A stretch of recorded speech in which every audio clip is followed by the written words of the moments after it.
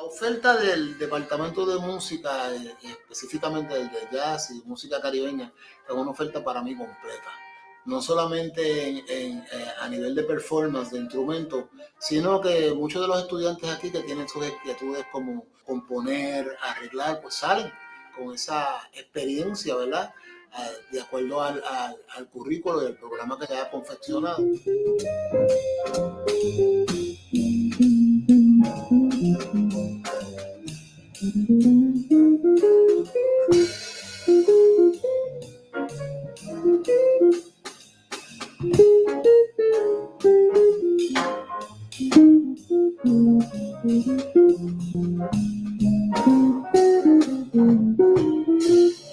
Entonces, como mismo hemos aprendido a través del idioma que cuando una persona habla, los demás escuchan, eso mismo sucede en los tambores.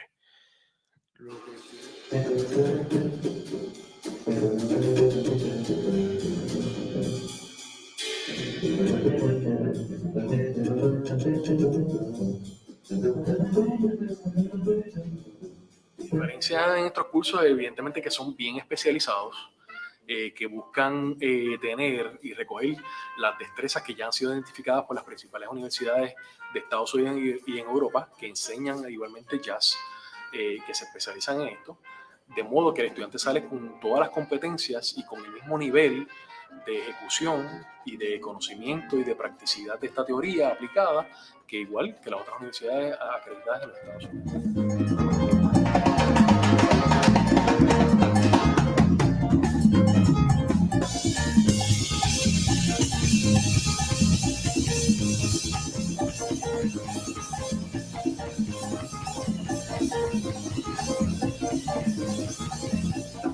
Yo tuve oportunidad de estudiar en otras universidades internacionales. Sin embargo, encontré que en el Conservatorio de Música esa oportunidad era igual o mejor. Aquí la calidad de enseñanza, la calidad de los maestros y el cuerpo estudiantil realmente me motivó a quedarme y querer aprender.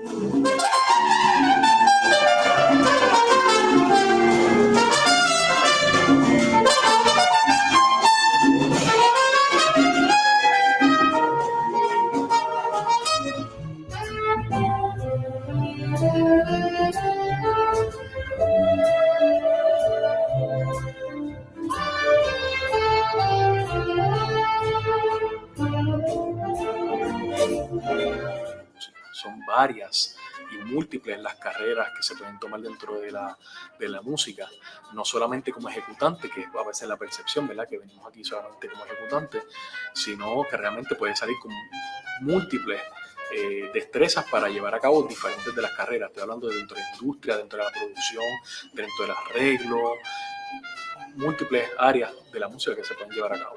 Yo creo que el programa los prepara para salir a lo que nos estamos encontrando hoy en día en la calle, que no es un género específico, sino que es más bien una gama de oportunidades para trabajar y seguir adelante en lo que es la música.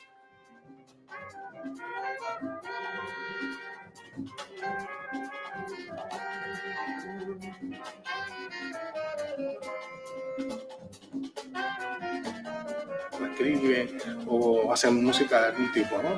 Son profesores de música, pero hacen sus cosas.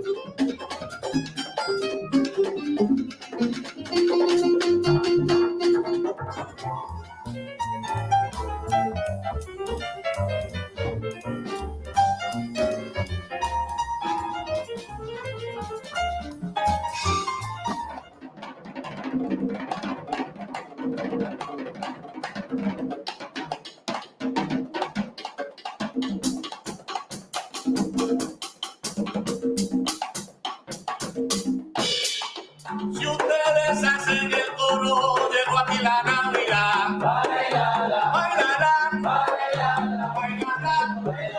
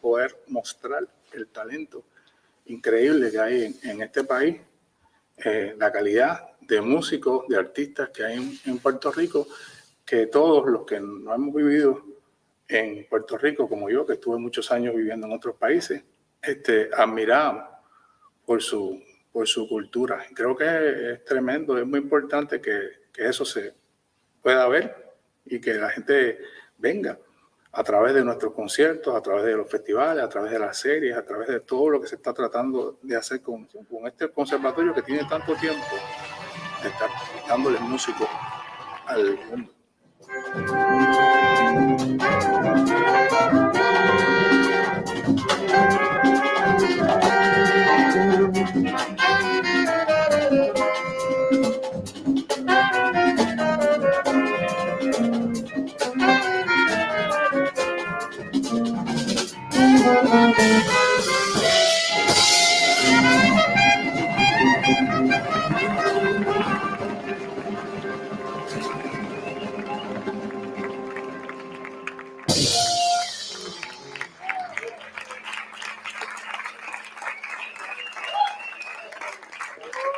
El Conservatorio de Música te ofrece todas las herramientas que tú necesitas como profesional, como individuo, como músico y hasta como ser humano. Así que no lo pienses dos veces, este es el lugar para ti.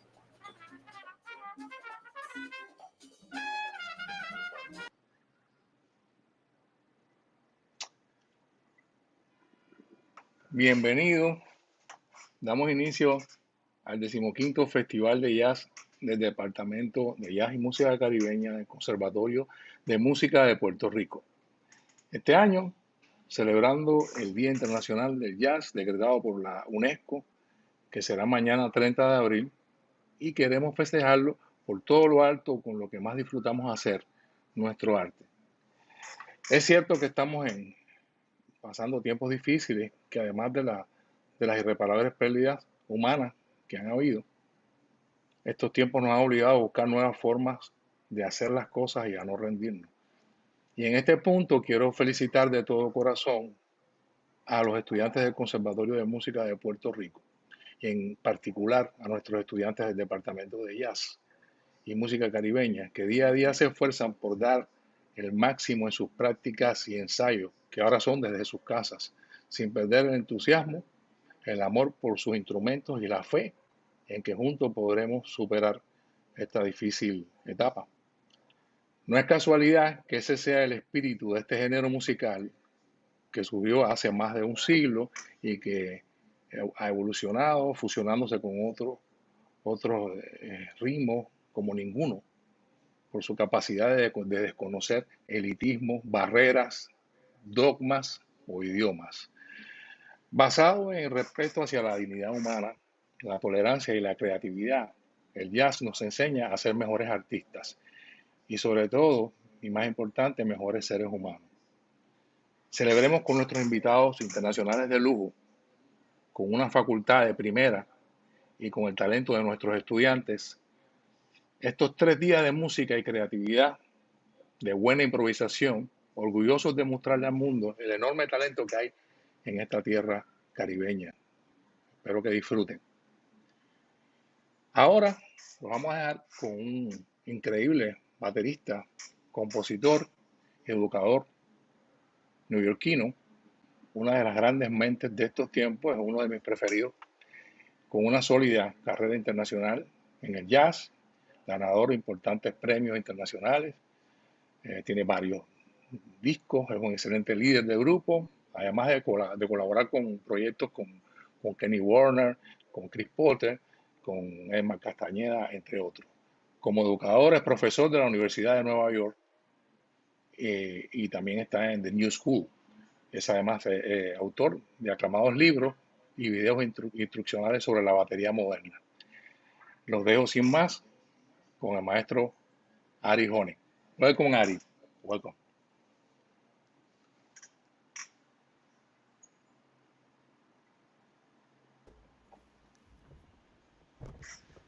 Can everybody see me? Can you hear me? All that good stuff? Here I am. Hello? Yeah? It's okay? Let me try to get rid of this glare. It's a little crazy. Okay, that's a little better, right? Okay, so everyone can see and hear me. That is good. I can't see and hear anyone else, though, right? I guess is that kind of the point? Great, so welcome. I'm going to just assume that some people are there listening. I'm not going to get to see any beautiful faces, am I? Oh, there's somebody. Oh, good. I'm seeing at least some Facebook pictures here. That's great. Well, anyway, welcome. I'm just going to start. And first thing that I want to say is that this is for you guys. You know, this is please feel free to ask me any questions you want. Talk to me. And I guess I'm just gonna talk about whatever, since I don't see anyone. Is there any way I can see people's faces?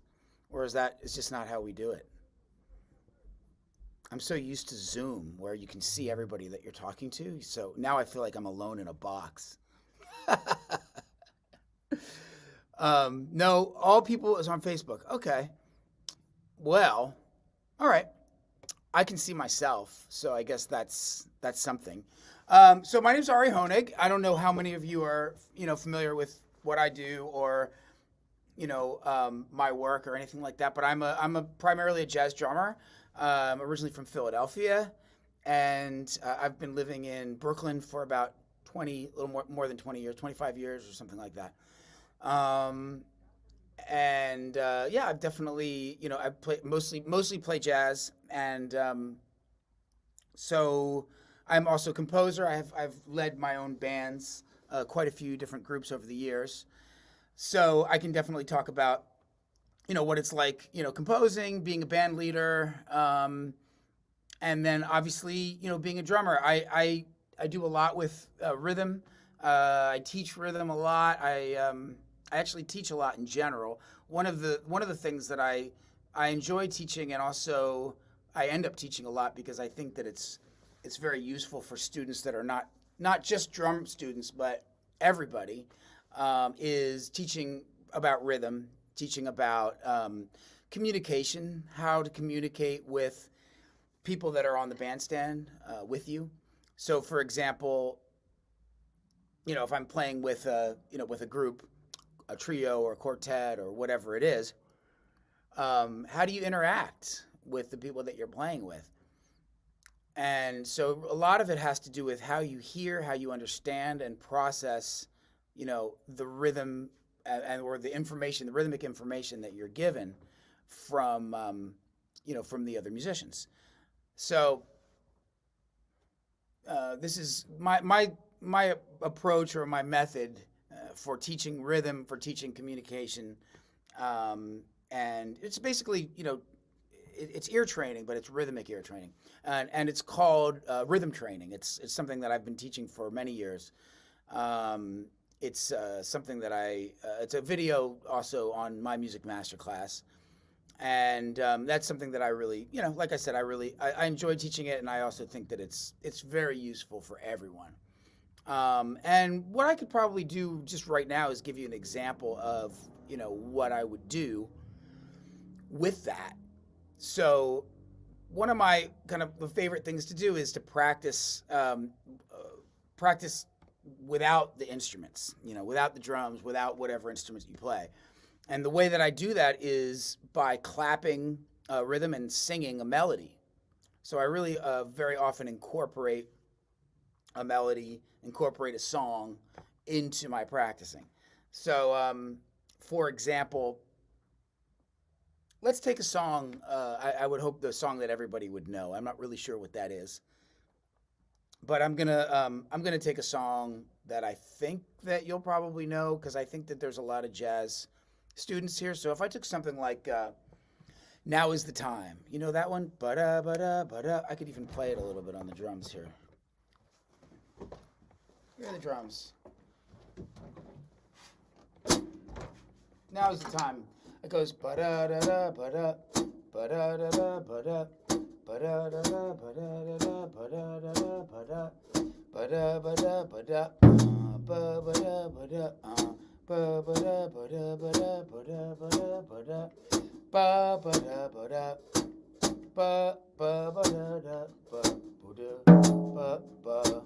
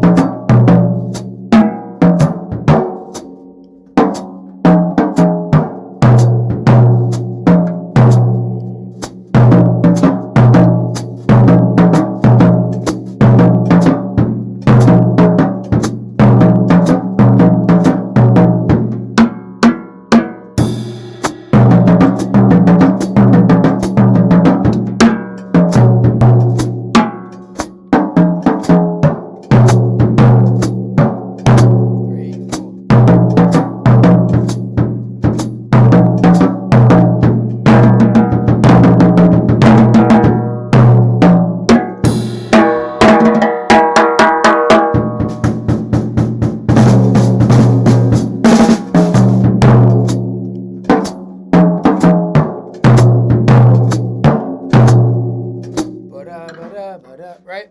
So I think you know the tune. It's a blues. One way that I would practice that. Get the glare out of here. There we go.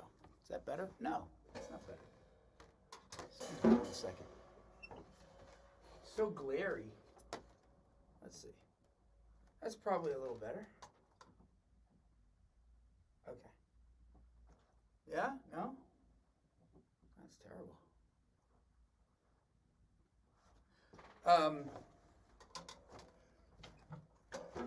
So for example, if I took a rhythm like dotted quarter notes, for example, 1, 2, 3, 4, 1, 2, 3, ba-da, ba-da, ba-da, boo-doo, ba-da, boo-doo, ba-da, da-da, ba-da, ba-da, boo-doo, da-da, boo-doo, boo-doo, boo-doo, boo-doo, da-da-da, ba-boo, ba-da-da, boo-doo, da-da, ba-da-da, boo-doo, ba-boo-doo, ba.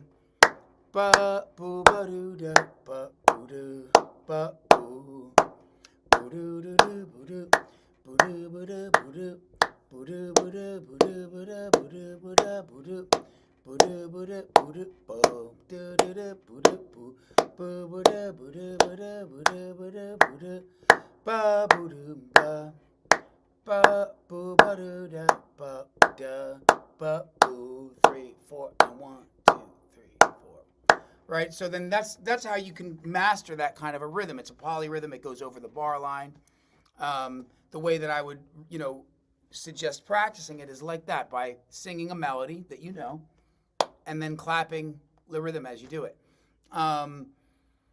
Take another rhythm, for example. Let's take a pretty challenging rhythm, maybe, would be, for example, well, before we get to that, maybe just deal with a rhythm that's a grouping of 2 triplets. So triplets are the subdivision of this melody. Boo-doo-doo-doo, boo-doo, boo-doo-boo-doo, boo-doo, boo-doo-doo-doo, boo-doo-doo-doo, boo-doo, boo-doo, boo-doo, ba-da-da-da, boo-doo, boo-doo-doo-doo, boo-doo, boo-doo-doo-doo, boo-doo-doo-doo, boo-doo-doo-doo, boo-doo, ba, boo-doo-doo-doo, 4 1 ba, boo-da-da-da, ba, boo-doo, ba, ba. All right, listen closely. Boo-doo-doo-doo, boo-doo, ba-da-da-da, boo-doo, doo-doo-doo-doo, boo-doo-doo-doo, boo-doo-doo-doo, boo-doo, ba-da-da-da, boo-da, ba. Okay, so the first chorus, I played a rhythm, and then the second chorus, I changed something. I played a different rhythm. Does anybody know, or can anybody tell me what the difference was between those 2 rhythms? What rhythm did I play for the second chorus? Can anyone chime in? I feel very lonely in this box. Who can give me an answer on that one? Should I do it again? Should I do it one more time? I'll do it one more time. Here we go. Here's the first rhythm. 1 2 3. Boo doo doo doo boo doo. Boo doo doo doo boo doo. Boo doo doo doo boo doo doo doo boo doo doo doo boo doo. Boo doo doo doo boo doo. Boo doo doo doo boo doo.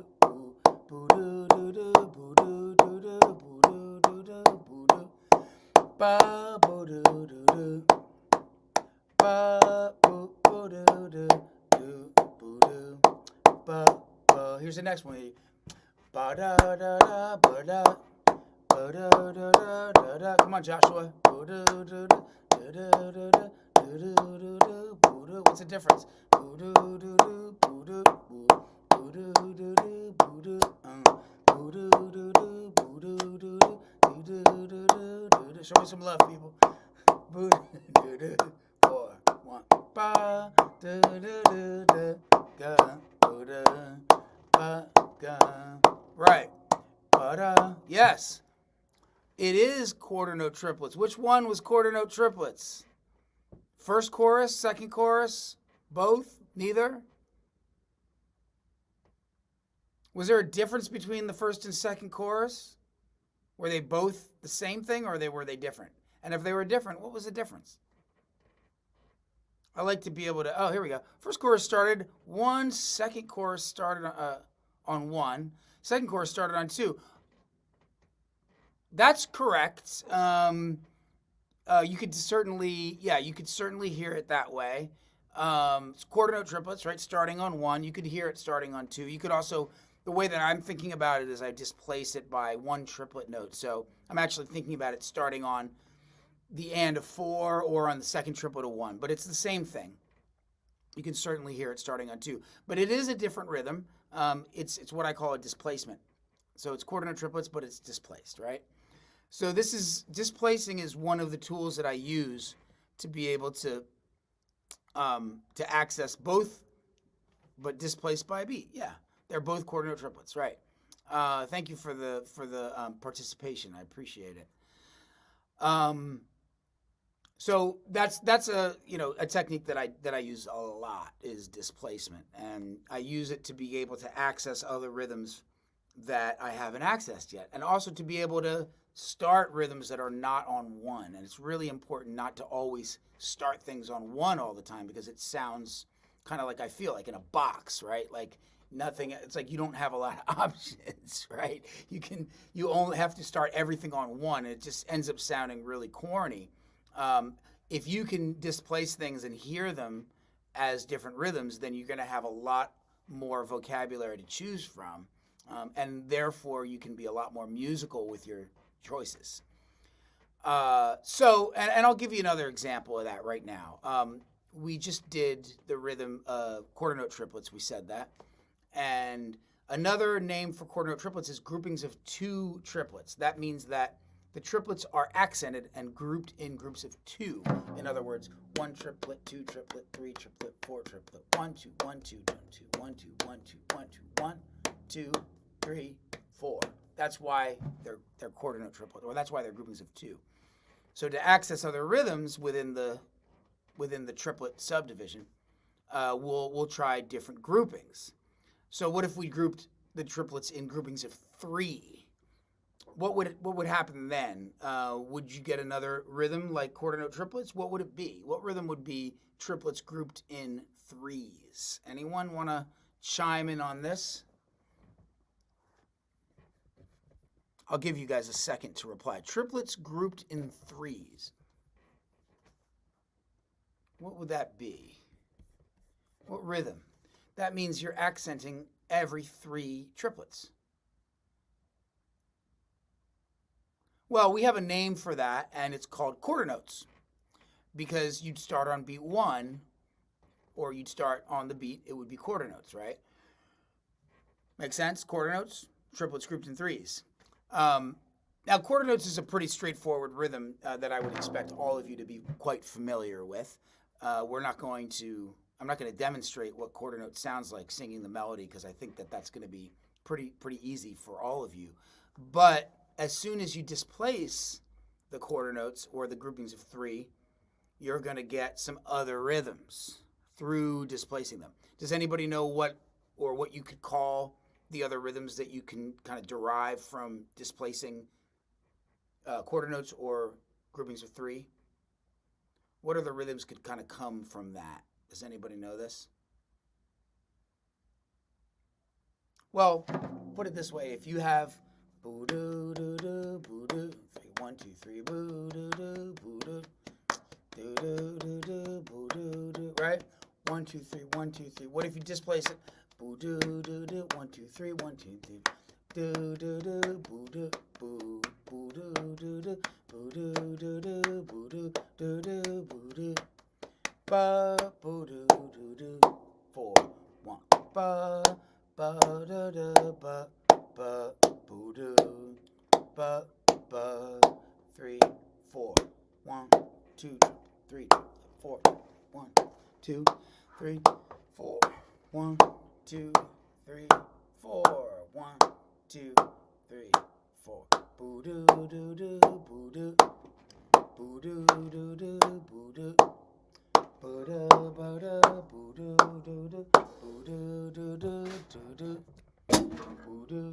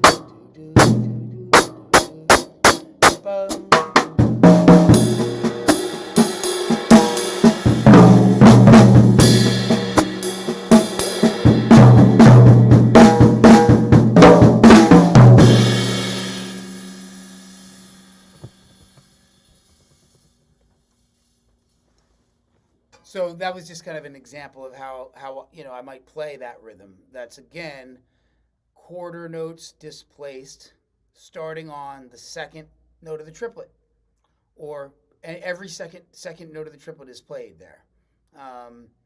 Another way that you can do that is displace it again and start on the third, right? Which is just sounds like offbeats.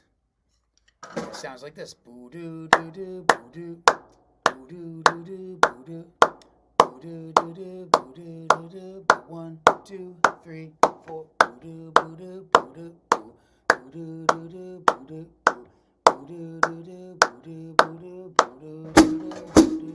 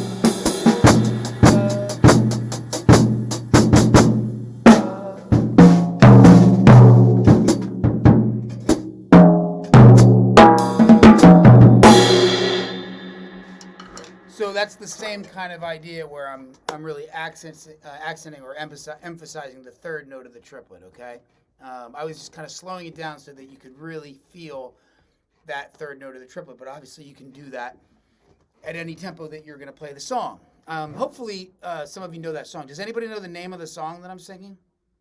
Anyone know that? What song is that?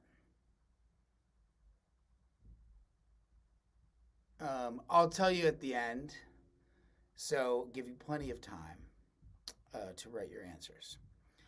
Okay, so I'm gonna open. Oh, yeah. All right, cool. So let me open it up a little bit, just in case anybody has any questions, because I have no idea how you guys are processing this. If you're understanding what I'm saying.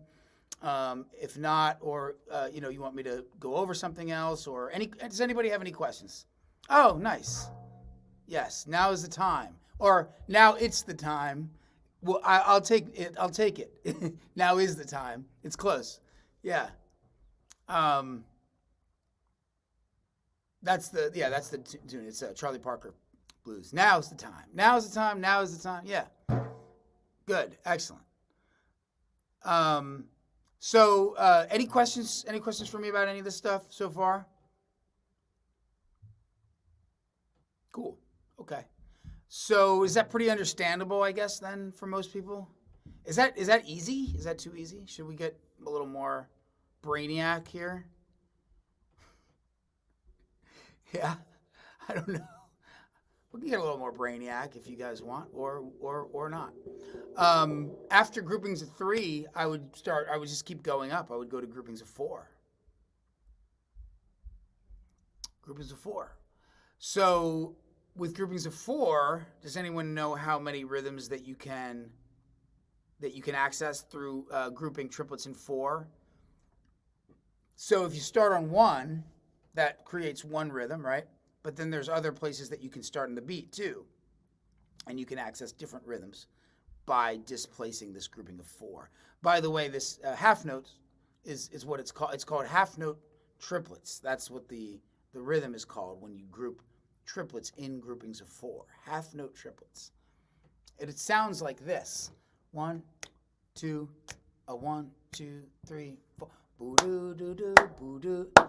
Boo doo doo doo boo doo. Boo doo doo doo boo doo doo doo boo doo doo doo boo doo. Boo doo doo doo boo doo. Boo doo doo doo boo doo. Boo doo doo doo boo doo doo doo. Boo doo doo doo boo doo. Ba boo doo boo doo. Ba boo ba doo doo. Ba ba da ba ba. That's what half note triplet sounds like. So if I was gonna, play that on the drums again, I could create some sort of an ostinato, like, for example, kind of like what I was just doing. 1, 2, 3, 4. And then play half note triplets.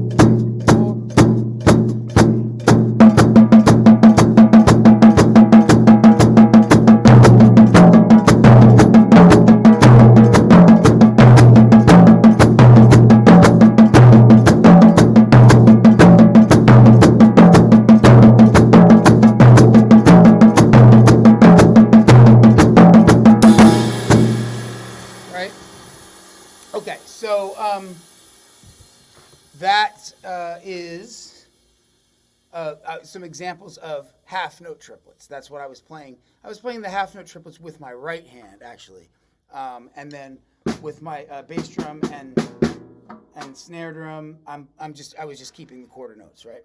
And you can also improvise around that. Obviously, that while you're playing drums, you can play all kinds of other groupings around that same ostinato. What I was just using there. Oh, so 3 groups of 4. Yeah. 3 groups of 4 eighth notes. Well, 3 groups of 4 eighth notes. So first of all, the subdivision is triplets. So that keeping the triplet feel, but it's not eighth notes, it's triplets. Everything's triplets here, right? So I'm playing groupings of 4 triplets, or triplets grouped in 4s. That's how I would describe that. I'm not sure. Oh, you mean by 3? 3 groups of 4 triplets. Yeah, exactly. And so that can be displaced starting on beat 1, starting on the second triplet of beat 1, and starting on the third triplet of beat 1. Those all create different rhythms. Is there any other ones that you can create by doing the same thing? Any other places that you can start? Anybody? Anybody want to answer that? Yeah, we got 1, beat 1, second triplet of 1, and the third triplet of beat 1. Anywhere else? Anywhere else that rhythm can start to create a different rhythm than we already did? If you start on beat 2 or the third triplet of beat 4, it also creates a different rhythm as well. But if you start on, for example, beat 4, it would be the same as the starting on the second triplet of 1. Second triplet of 1 sounds like this.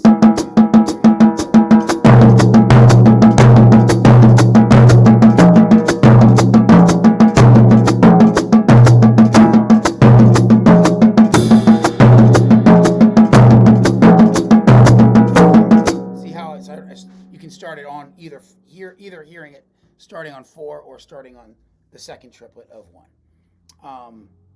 So that's what that rhythm sounds like. It's one rhythm, but there's really 4 rhythms within one grouping. Again, a grouping of 4 can produce 4 different rhythms. So grouping of 5 would be next. It might sound something like this one.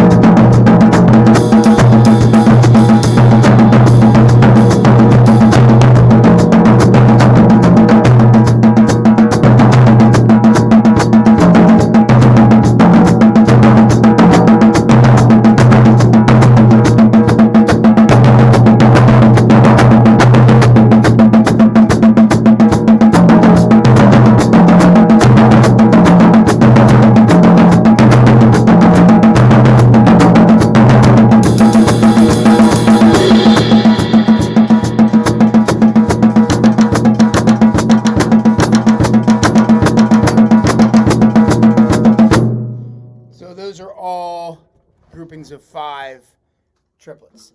By the way, when I'm playing this stuff, I'm really always maintaining this 8-bar phrase in my head. I'm always feeling everything that I play in 8-bar phrases. And I feel that that's important to maintain an overall phrase. If you're not hearing a song, if you are hearing song, you're going to just play or sing the form of the song, right? The same form as the song. But if you're, so either the form of the song or maintain 8-bar phrases. Could be 4-bar phrases. It could be 16-bar phrases, but something that's that's kind of related to 2s and 4s, just to keep a song form in your head. I'll give another little break, a little chance for anybody to ask a question here. Okay. All right. So is that from Fidel? Is that from you? Oh, can you put it up again? The question. How do I develop my concept of melodic drums? Okay. So what is that? Melodic drums to me, it can mean a couple of things, right? It can mean, the first thing that it would mean to people is that I'm playing melodies, or I'm playing notes, pitches, on the drums, which I do. And then another way to hear that is just that I'm playing melodically, or melodies. And so that's really for me, that's the important thing, is being able to play melodically. Being able to play actual pitches on the drums is fun. It's something that I do like to do, but I don't see it as a necessity, whereas I really do see, I feel that playing in a melodic way is necessary as a drummer, but not necessarily with the pitches of the song, okay? So let's talk about a little bit like playing melodically without pitches of the song, just being able to, to have a melody, develop that melody. The main thing to remember in this, and also one of the most difficult things to do when you're playing melodically, is to repeat the first thing that you play. And I'll let that sink in a minute, because that's really a very important thing, to repeat the first thing that you play. Repeat the first thing that you play. So what does that mean, repeat the first thing that you play? That means whenever you sit down on the drums, you're not able to search around for your great idea that you have somewhere that you're going to find after a while, but you don't know when. That means the very first thing that you play, you need to repeat it. And then what do? Well, you repeat it. Once you repeat it, what you're doing is you're establishing a motif. You're establishing a theme. You can't establish a theme or a motif without repeating it. It's impossible. You have to repeat it at least once to establish it. And when you do establish it, you're actually kind of solidifying that theme, that motif. And that's going to give you the ability to develop it. But of course, repetition is the first step. And it's also probably the hardest, because how do you remember what you played? Right? If you play something, how are you going to remember what you played? So that's actually I just asked a really good question. I'm asking my own questions. How do you remember what you played? The way that you can remember what you played is through understanding the vocabulary, the rhythmic vocabulary. That's going to really, really help. And I can kind of walk you through a few ways that I learned, that I know how to understand what I played and to remember what I play. But why don't I play right now an improvised piece? I'm going to play a piece that's totally improvised. I don't know what I'm going to play. I have no idea. And I'm going to try to follow these. I will, because this is what the way that I improvise. And I'm going to at least follow this concept about repeating the first thing that I play, and then we're going to see where I can take it after that. Okay. So here we go. So this is improvised piece number 1. Assuming there's going to be an improvised piece number 2. I'm not sure about that. So here we go.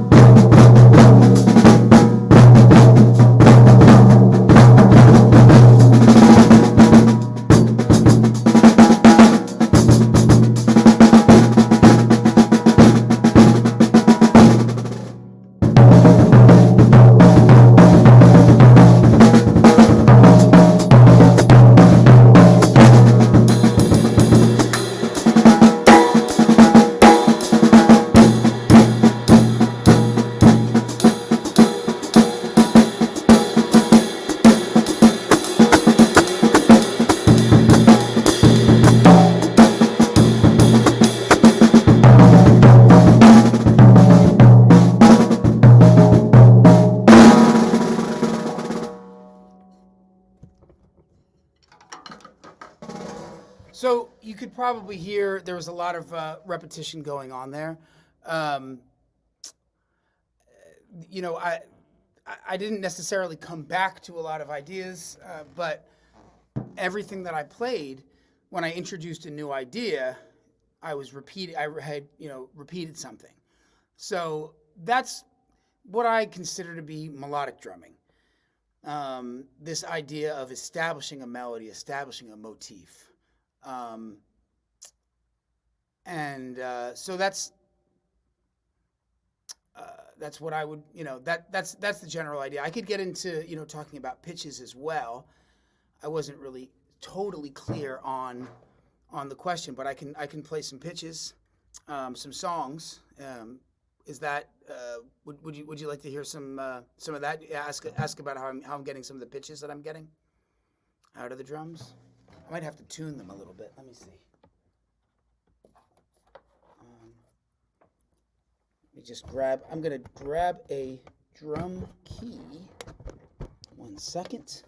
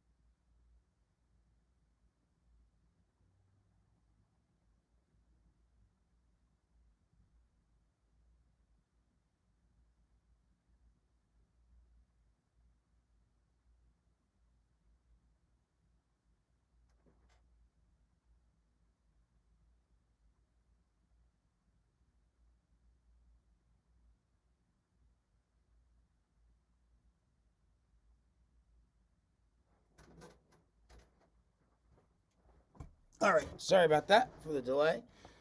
Here's my trusty drum key. So what I can do here is, you know, change the pitches of the drums. So, for example, I'm going to try to tune this floor tom to a fourth. Boo, boo. So I'm going for basically a C-F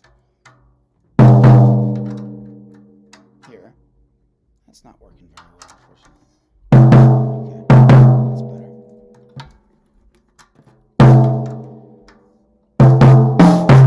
So this is kind of supposed to be a fourth. That's a C to F.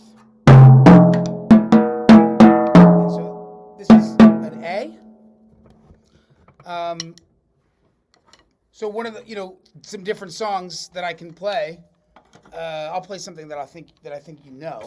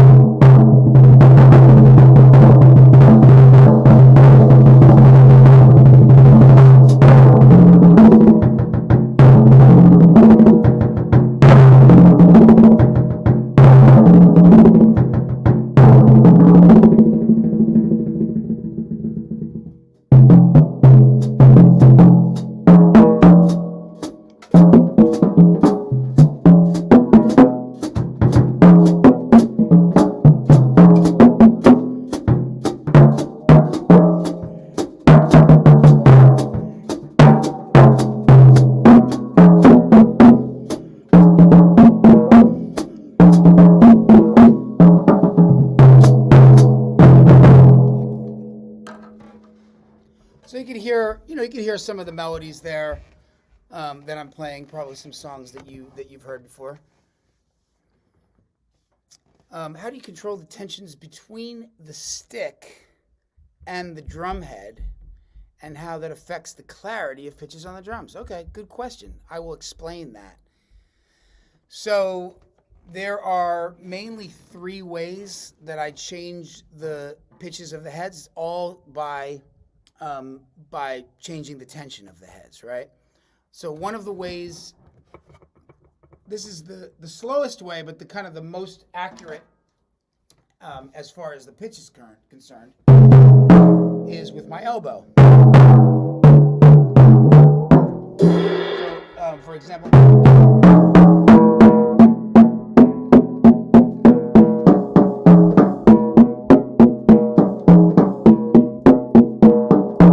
right, you hear that it's a major scale, or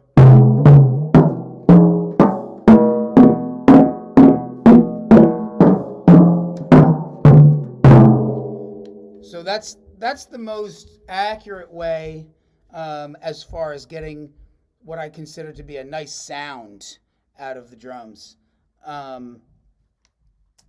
So the only problem with that way is that it takes a lot of time. And if I'm doing some fast passages or I'm playing a tune that's going by fast, I probably am not going to have time to use my elbow to do it. So another way that I can do it is by using my hands to push in to the head. So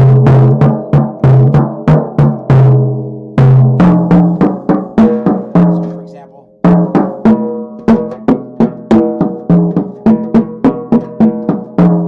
right? And now you can tell that it gets a similar pitch, but it doesn't have kind of as nice of a quality of sound. It doesn't have as long of a ring.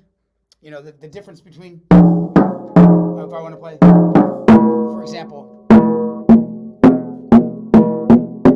I want to play, right, that sound is not as nice as, and the same goes for the floor tom. But that is going to get me a faster, to be able to play it faster. It's going to get me faster results. So if I'm playing a tune that is going to go by faster, I will use my hand.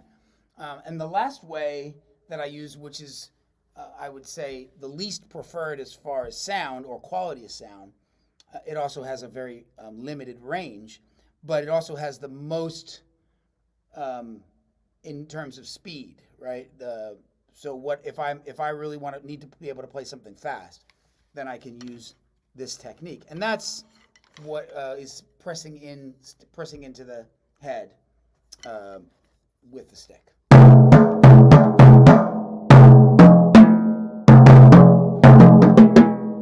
So like if I was going to play,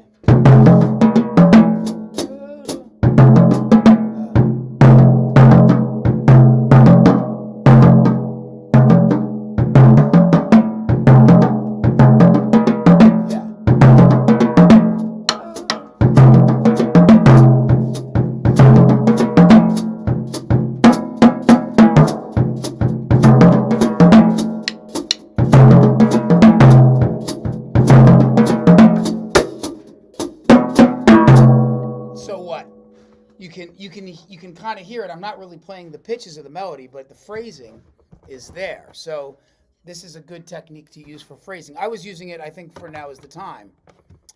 I was going keep that up there. The question up there. I was doing.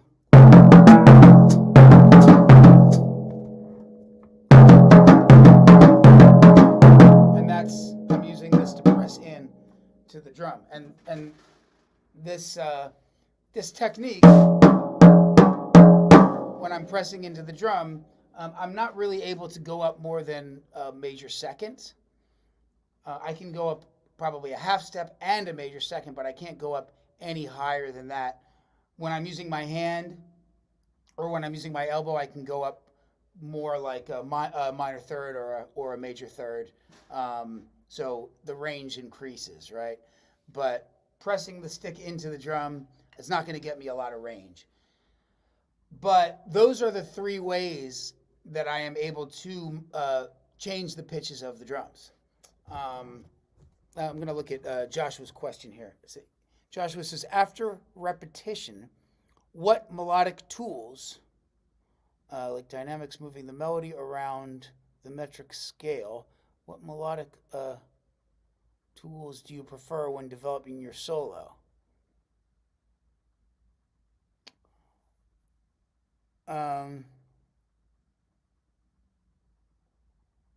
Oh, okay. So I understand. I think I understand that question. So when I'm improvising, how do I think of developing a solo? How do I develop my solos? So, well, one of the things that I do use a lot is displacement, like we talked about kind of at the beginning, right? I use displacement a lot in my solo. That to me is I'm gonna take the same one idea, and develop it by displacing it. So I'm playing the same idea, but in a different part of the beat. Developing the motives, that's what I'm talking about. I'm talking about developing the motives. Exactly what I'm saying is that I will take a motif, right? And I will, one of the things that I would do is using displacement to change it. Another way that I would do it is changing the sound of the motive. So the pitch, for example. If I wanted to take one motive, for example, right? Let's say I want to take this motive.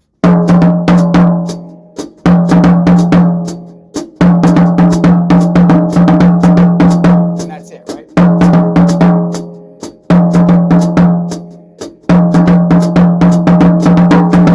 So I might change the pitch.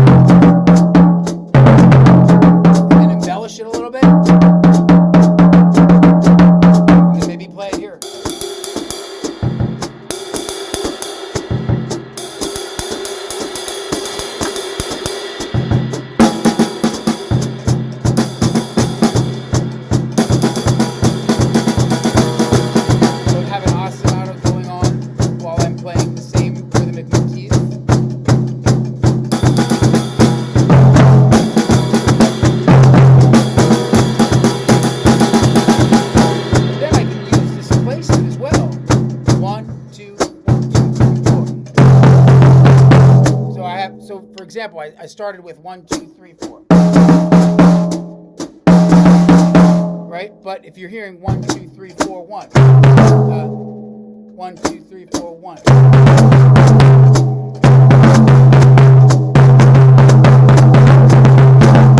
Same thing, right? 1.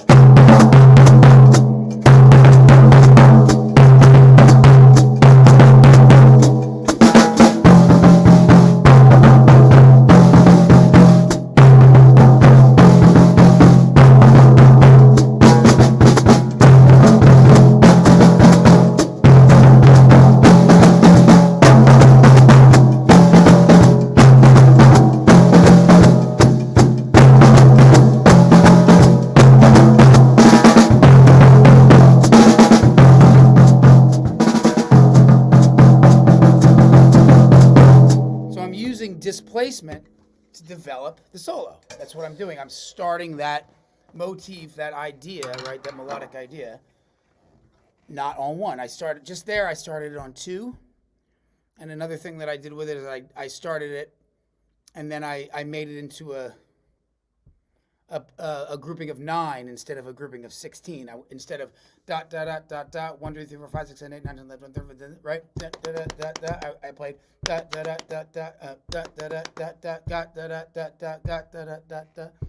So I'm changing things about it, rhythmic things, but the starting point is the same. I actually eliminated 7/8 notes from the end of the phrase instead of. But maybe I can eliminate instead 1 quarter note. So instead of playing 3, 4, 2, 3, 4, I can go 1, 2, 3,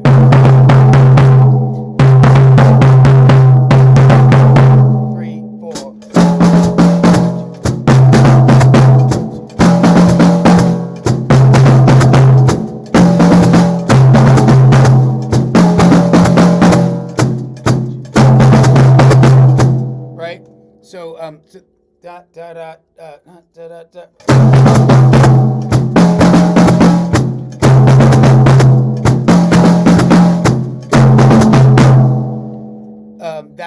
That's another kind of rhythmic way that I can change the same motif, the same melodic idea. So, we're talking about ways to essentially contrast this improvisation, to make contrast, right?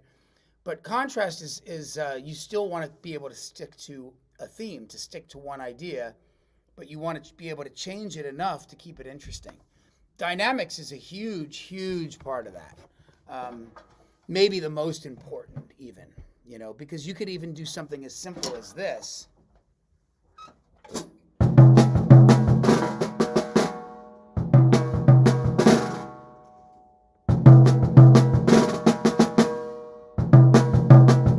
Really soft, right?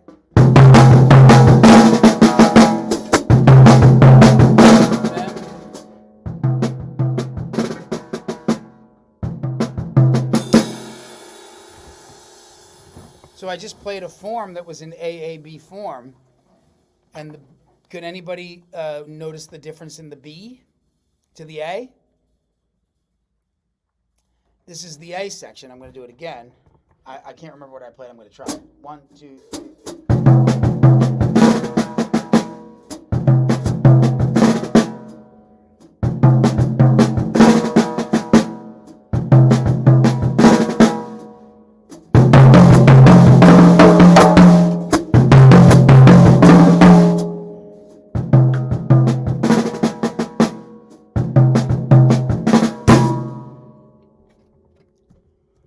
So I just played an AABA form. The A section is where I guess 4 bars long, but 1, 2, 3, 4, 2, 3, right? So I play.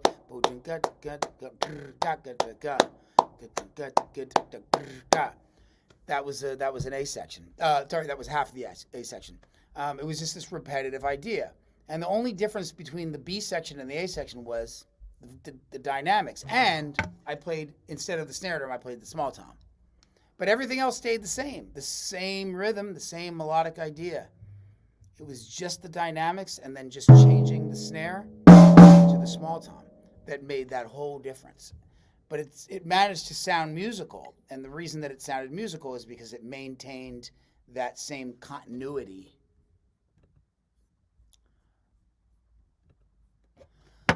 Let's keep that up there. Let's see. Another question here.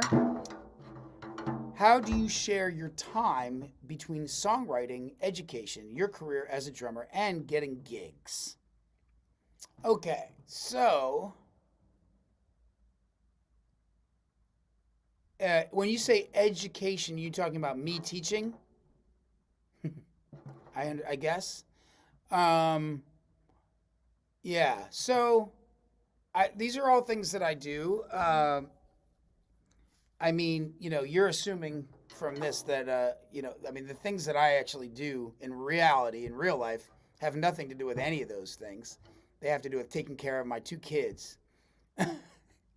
And that's the way that I have to balance my time, between taking care of 2 kids and trying to do something that involves music as well. That's the way that I would describe it. But I still do, try to compose. That's the thing that I probably do least often. But I did write something kind of today and yesterday. Last couple of days, I've written something, which I'm pretty happy about. And what was you said, balancing between? Let me see. Put that up there again. Getting gigs, right? Getting gigs is not something that I really spent. Right now, like for the last year and a half, I haven't tried to get any gigs.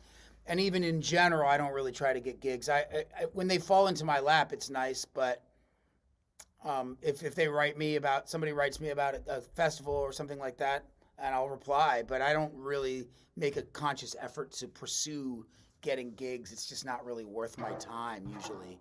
So that I don't really do. Playing my career as a drummer, well, that's, again, career is not something that I'm really spending time on these days. Music is. I want to practice. I want to get better. I've been practicing a lot, especially a lot of piano lately, really improving my skills, my ability as a piano player and also as a drummer. I've been also practicing drums. That's what I like to do. That's where my heart is, and when I do have time away from the kids, I really want to work on music.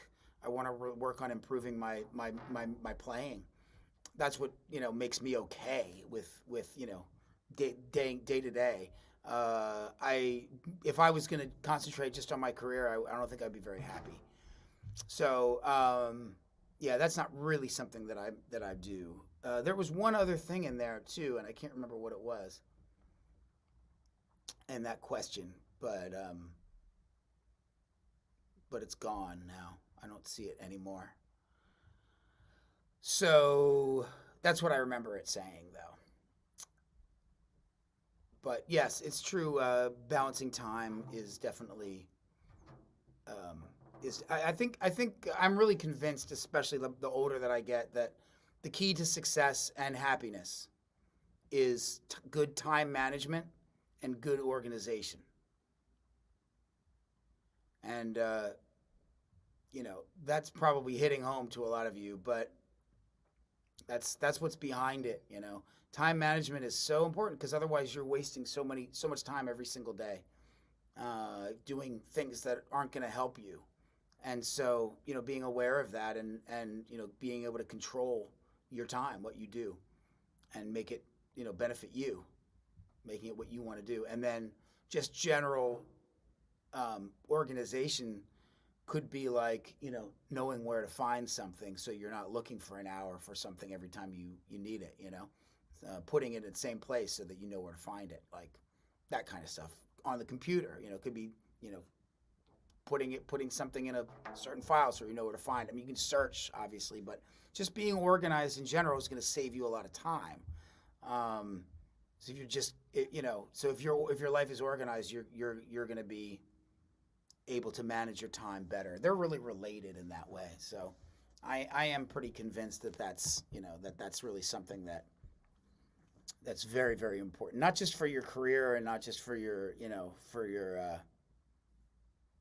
your business or whatever, but also just for your general like well-being and happiness.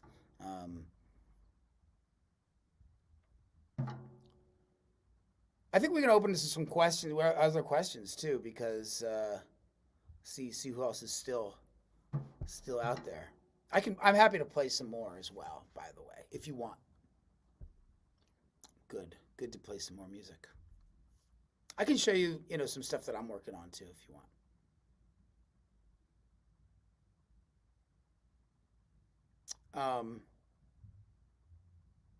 Oh, right. So, okay, 60. Good. All right, thanks for telling me. I hear that there's 60 people that I can't see, but I know you're there somewhere. All right, I think I'm going to show you a little bit about what I'm working on. So, one of the things, actually, I was just showing you this ostinato, but I was doing one to try to play this rhythm, which is 3/4. 3/4 is like this.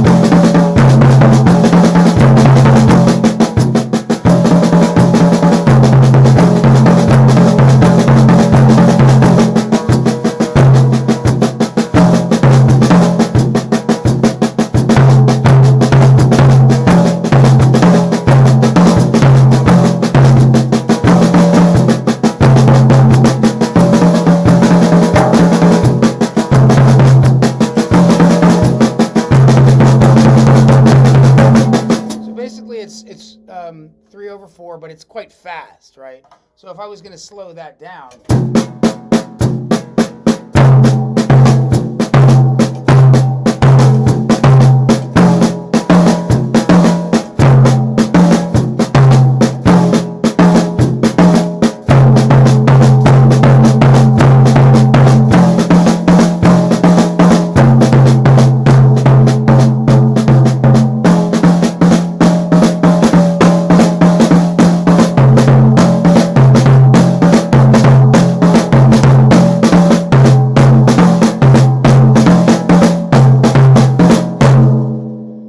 that's the general 3/4 rhythm. I'm hearing the 4. That's what I'm hearing as being the subdivision. I'm really hearing this 4.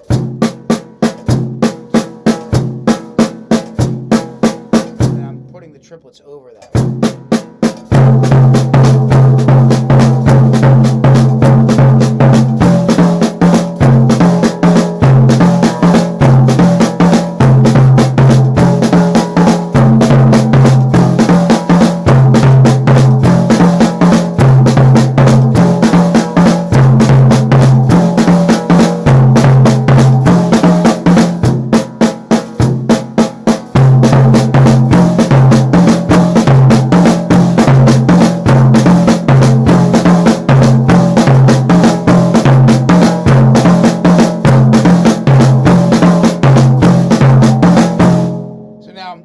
Grouping the triplets back and forth. You can group them in 4s and 5s. If I would group them in 4s, it would sound like this. 1, 2, 3.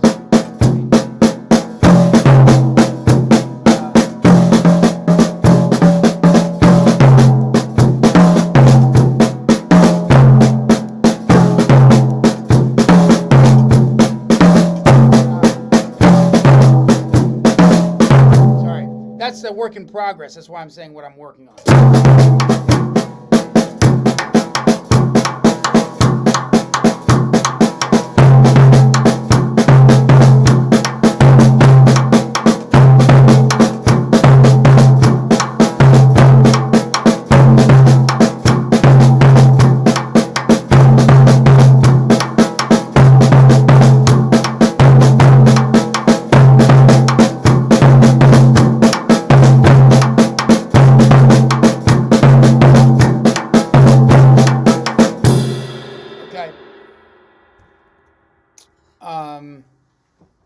So that's kind of one of the things that I'm working on. I like to work on a lot of coordination stuff, a lot of rhythmic type of stuff. Yeah, we have another question here. Do you have any musical philosophy or personal mantras that you live by either on or off the kit? Well, I mean, yes, I think so. Repeat, like what I was saying about repetition. Repeat the first thing that you play. That would be, something of a personal philosophy. Always be reacting. Always be reacting to what you hear. That's going to kind of keep you in the music, what I call in the music. In the music is when you're actively involved in the music that's going on. So I think that sometimes, it's easy to do a gig and you've played this part many times, you know how to do it, and you kind of zone out, you check out. I don't really do that when I play, and I don't think it has to do with necessarily me. I think it has to do with the music that I choose to play. I can't afford to not be active in the music that I play because it's always different. It's a lot of it is just really about improvising, and it's never the same, So to me, that's the fun of it, and it's also kind of the beauty of it as well, to make it like a conversation. To me, I always compare, music and rhythm to language. It's the same as language. It's more than language, because language is what we do when we have a conversation with each other. And to me, that's what I like to do when I play with people. So always be reacting, always be listening. Another one, that's important to me is that, the importance of being a good listener. Listening is the most important thing about music, about being a musician. Listening is the most important thing about being a drummer. Listening is the most important thing about being a pianist. Listening is the most important thing about being any musician you are. Listening, it comes down to listening. So that's another thing. What does it mean to be a good listener? What does that mean? Does anybody know what that means? I think it's not as easy not as easy to understand, I think, as it could be, because I think that's something that people say a lot. Be a good listener. Listen. What does it mean to be a good listener? But I don't think that it's something that a lot of people really understand what that means. being a good listener is, it's not about, being polite or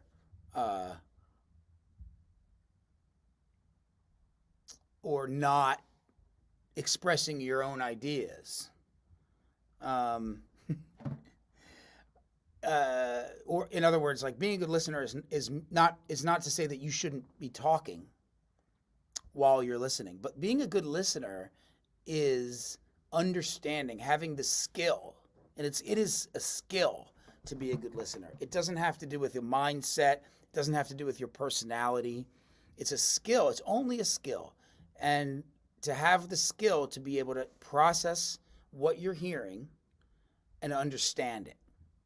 That's what it means to be a good listener. How well do you understand what other people are playing? How quickly do you understand what other people are playing? How long does it take you to hear a song that you've never heard before and know that song?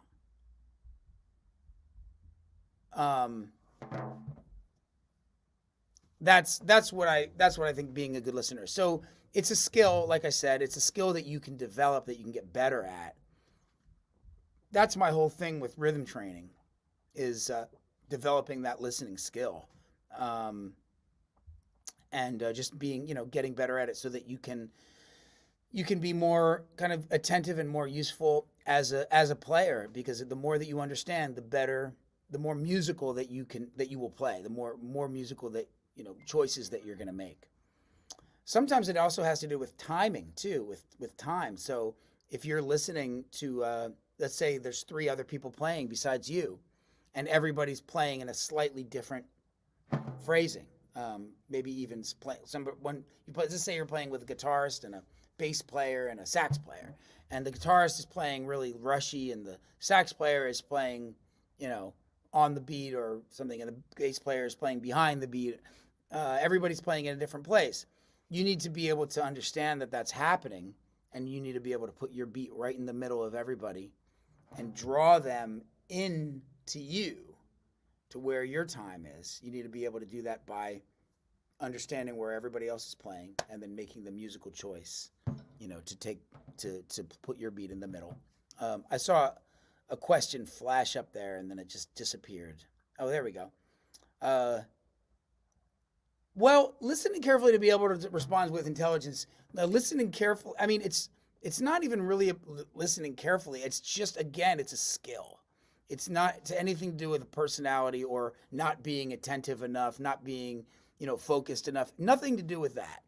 It's just a skill, an ability that you can develop just like learning a language. Learning a language is an ability that you can. If you don't understand a language, listening carefully is not going to help you. Right? You have to understand what the language is. You have to understand what you're hearing. So it's a skill. It's a very practical skill that you can learn from one, phrase, from one rhythmic cell to another rhythmic cell, to a harmony, to one chord. What's a major minor 7 chord compared to a major sharp 5? These are all things that listening carefully is not going to help you be able to interact with that, but knowing what they sound like is, and being able to practice that. So that's really what I'm trying to get at, is that listening is something that is not a philosophical discussion. It's just a skill that you can learn, just like you learn mathematics, you learn language, you learn physics. You can learn how to listen. And it's a very, in my opinion, the most important skill set that you can have, as not just as a musician, but also as a music listener. And it can go really deep as well. How well you listen, it really can go very, very far in, because everybody has heard music that they don't understand. Everybody has. So the more that you do understand, though, the better your skill is as a listener. I love listening to music. It's I also really like listening to music that I want to understand and I don't necessarily understand 100%. It's a challenge, for me. I also really like learning new songs. Songs is definitely where it's at for me. If I had one piece of advice to give anybody that's trying to learn, to be a musician, it would be learn a lot of songs. That would be the main piece of advice. Learn a lot of songs. And what does that mean, learn a lot of songs? Well, it means be able to sing a lot of songs. Be able to sing these songs that you know. Sing them in the shower if you don't want to sing them in public. What else does it mean? Well, knowing the forms of the songs. So if you're doing jazz songs, you know this is an A, B, B, B, B, B, B, B, C song, or whatever it is, right? You know the form. If it's if it's not a jazz song, maybe it's a, verse, chorus, verse, chorus, verse, interlude, chorus. Okay, there's your form. Do you know the melody? Sure. Here, this is it. This is how it goes. So, if I have a student and I ask them, how does the Now Is the Time go? Keep that question up, please. How does Now Is the Time go? And they tell me, it goes like this, right? Or if they tell me that that's how that song goes, or if I ask them, how does You Are My Sunshine go, and they play, I know we're going to be in trouble. We have a little bit of a problem with learning songs, because the drum beat is not how a song goes. You need to know the melody of the song. You need to know the harmony of the song. That's how you want to be able to hear the songs, is like that. What the drums play is a completely different subject. As a drummer or any instrumentalist, you need to know the song itself. So that's really, really important. I'm going to read this question from Ivan, or Ivan. In your student stage, or when you were in college, how did you organize you to practice your homework at school and then do your things? School and playing new music has nothing to do with school.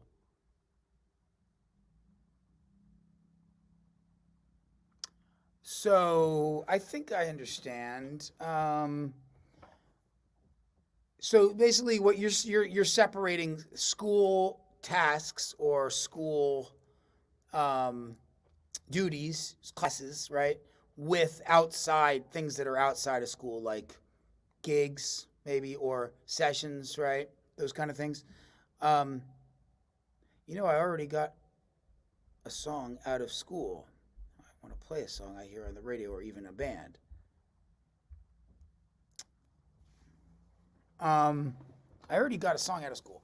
I don't know what you mean by that, but I think I understand your question is that you have commitments outside of school, and you want to be able to do things that are not related to your school studies, and how to balance that. Am I pretty close to that question there? Not sure. Oh. The way I would answer that is, at least for me personally, I didn't separate in and out of school, really. It was just things that I wanted to do. I went to school for a main reason to be a better musician. And that was the main point, I did go to college. I went to a school called University of North Texas. And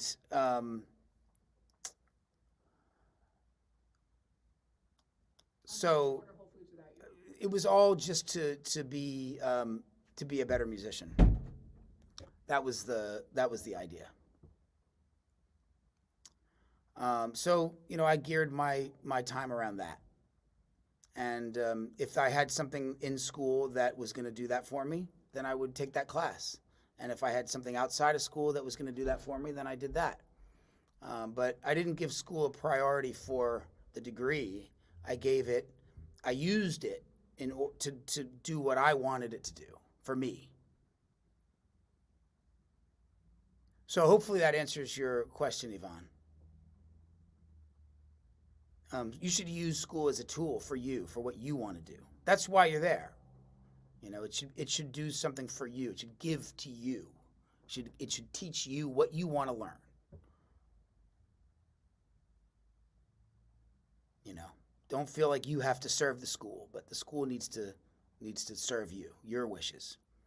And if you don't know what you want to do, then sometimes the school can suggest things and can be helpful like that, you know, if you're not exactly sure. But for me, I knew pretty much what I wanted out of that.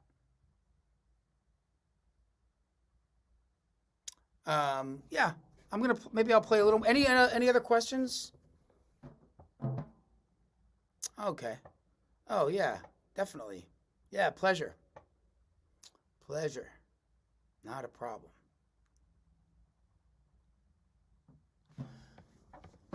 I'm gonna play a little more, and I guess before I do, to wrap it up, I just do want to say that, you know, I appreciate everybody tuning in and listening, and, you know, you can definitely stay in touch with me. I guess, as I understand it, this is live on Facebook. Is that right?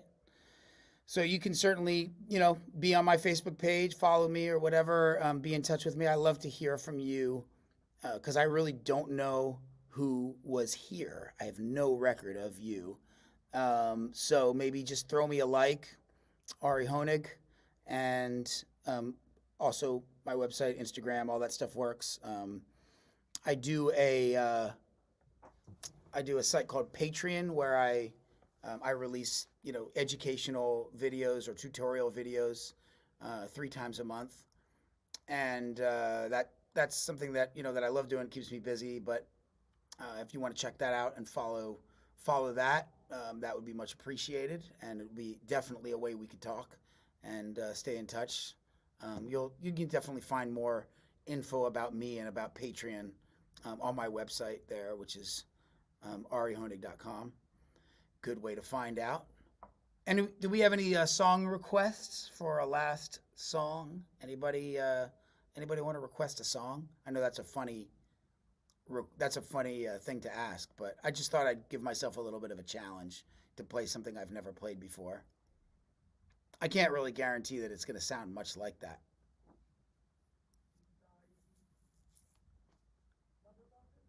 Okay. Here we go.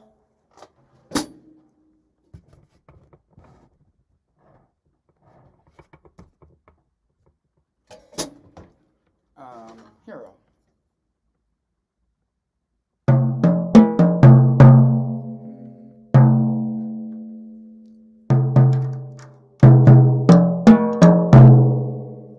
How about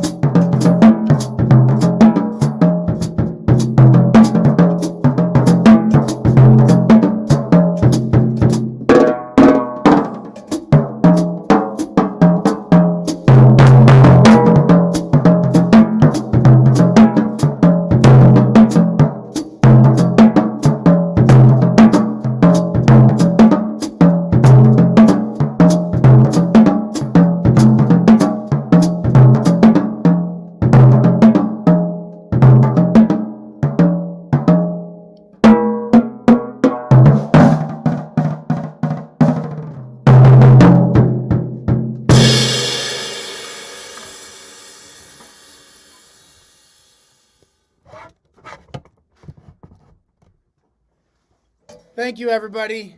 Really appreciate you listening, tuning in, lending me your ears and your attention. And please, please, please keep in touch with me.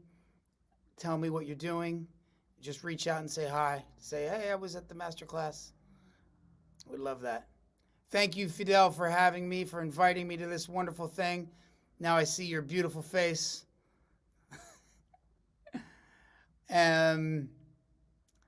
Yeah, get home safe, everybody. You are home, I'm sure. I'm sure you're all home. And be in touch.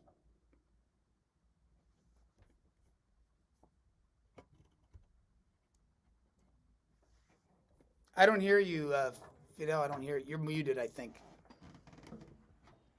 Thank you. Thank you very much, Ari. Thank you. Thank you. Yeah, I Hey. appreciate your work. You're fantastic, man.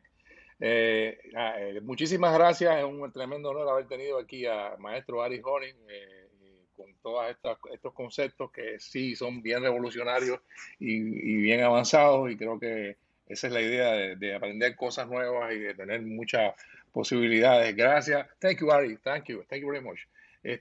A ustedes les recuerdo que, bueno, les agradezco ante todo que hayan estado acá conectados con nosotros. Recuerdo que mañana tendremos nuevos eventos. A la una tendremos al maestro Wilson Chembo Cornell, es un gran percusionista en la ciudad de Nueva York. Él tiene su agrupación y vamos a conversar con él, el maestro Raúl Rodríguez, más conocido como Tatú, nuestro maestro de percusión latina, y yo vamos a tener una conversación con él sobre el mundo de la música y, bueno, sus experiencias, su vida y su carrera. Eso va a ser a la 1 de la tarde, y a las 4 vamos a tener a la pianista Rebecca Klein, profesora en Berkeley, es una excelente pianista que va a conversar sobre la forma, sobre todo aspectos de la improvisación. Y bueno, después en la noche vamos a tener, a partir de las 7 de la noche, vamos a tener las agrupaciones San Juan Collective, que están nuestros queridos colegas Norberto Tico Ortiz, Gabriel Rodríguez, Raulito Maldonado en la batería. Bueno, Gabriel en el bajo, todos lo conocemos, y Tico es nuestro maestro de saxofón, y esta es una agrupación que ya tiene una trayectoria muy grande. Ellos no necesitan presentación. Va a estar también, van a haber dos agrupaciones de nuestro departamento, conjuntos del departamento, que van a ver que les va a gustar, estoy seguro, que les va a gustar mucho. Estos jóvenes muy talentosos, y también va a estar Ari Hoenig, que con su trío, que viene acompañado por un excelente pianista venezolano, se llama Gabriel Chacargi, y también viene con un gran bajista, Edward Pérez. Ese es el trío, los que acompañan a Ari en un tremendo concierto. Así que no se lo pierdan, mañana nos vemos. Gracias por estar aquí con nosotros.